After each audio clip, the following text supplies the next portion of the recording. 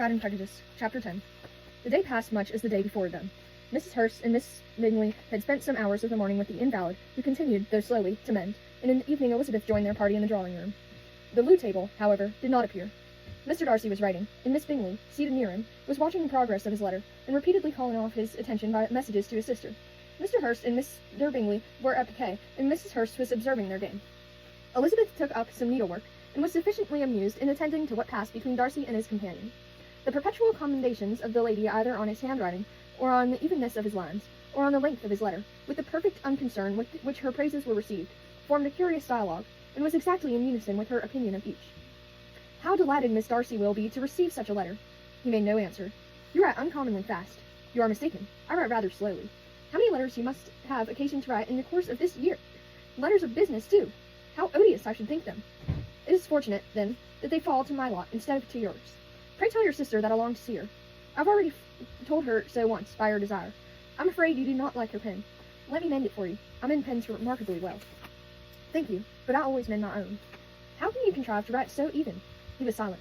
"Tell your sister I'm delighted to hear of her improvement on the park, and pray let her know that I'm quite in raptures with her beautiful little design for a table, and I think it infinitely superior to Miss Grantley's. Will you give me to leave to defer your raptures till I write again? At present I have not room to do them justice." "Oh, it is of no consequence. I shall see her in January. But do you always write such charming long letters to her, Mr. Darcy?" "They are generally long, but whether always charming, it is not for me to determine. It is a rule with me that a person who can write a long letter with ease cannot write ill." "That will not do for a compliment to Darcy, Caroline," cried her brother, "because he does not write with ease. He studies too much for words of 4 syllables. Do not you, Darcy?" "My style of writing is very different from yours."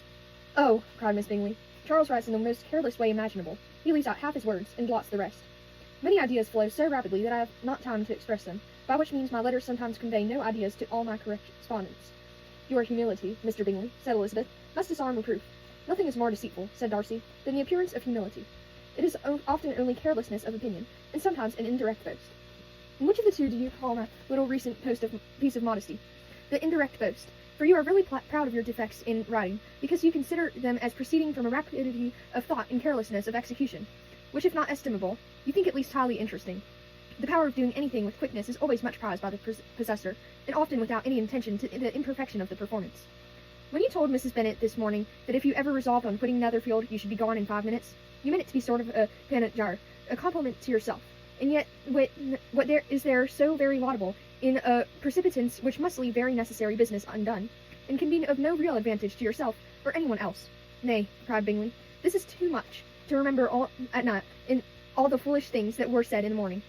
And yet, upon my honor, I believe what I said of myself to be true, and I believe it at this moment at least. Therefore, I did not assume the character of needless precipitance merely to shew off before the ladies. I dare say you believed it, but I am by no means convinced that you would be gone with such celerity. Your conduct would be quite as dependent on chance as that of any man I know, and if, as you were mounting your horse, a friend were to say, 'Bingley, you had better stay till next week,' you would probably do it. You would probably not go, and, at another word, might stay a month."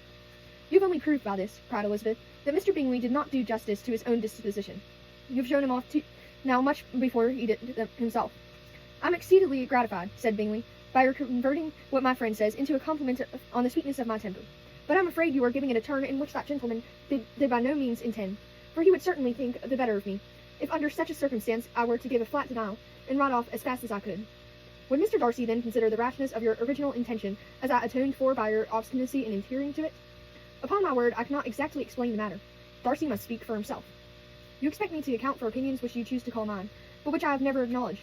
Allowing the case, however, to stand according to your representation, you must remember, Miss Bennet, that the friend who is supposed to desire his return to the house, and the delay of his plan, has merely desired it, and asked it without offering one argument in favor of its propriety.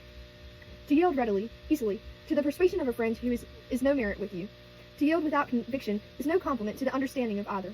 You appear to me, Mr. Darcy, to allow nothing for the influence of friendship and affection. A regard for the requester would often make one readily yield to a request, without waiting for arguments to reason one into it. I'm not particularly speaking of such a case as you have supposed about Mr. Bingley. We may as well wait, perhaps, till the circumstance occurs, before we discuss the discretion of his behaviour thereupon. But in general and ordinary cases between friend and friend, where one of them is desired by the other to change a resolution of no very great moment, should you think ill of that person for complying with the desire, without waiting to be argued into it?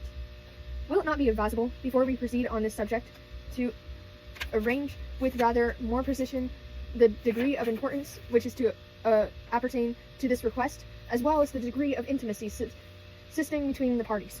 By all means, cried Bingley, let us hear all the particulars, not wait in the argument, Miss Bennet. Then you may be aware of. I assure you that if Darcy were not such a great tall fellow, in comparison with myself, I should not pay him half so much deference. I declare I do not know a more awful object than Darcy, on particular occasions, and in particular places. At his own house especially, and of a Sunday evening when he has nothing to do. Mr. Darcy smiled, but Elizabeth thought she could perceive that he was rather offended, and therefore checked her laugh. Miss Bingley warmly resented the indignity he had received in an expostulation with her brother for talking such nonsense. I see your design, Bingley, said his friend. You dislike an argument, and want to silence this. Perhaps I do. Arguments are too much like disputes. If you and Miss Bennet will defer yours till I am out of the room, I shall be very thankful, and then you may say whatever you like of me. What you ask, said Elizabeth, is no sacrifice on my side, and Mr. Darcy had much better finished his letter. Mr. Darcy took her advice, and did finish his letter.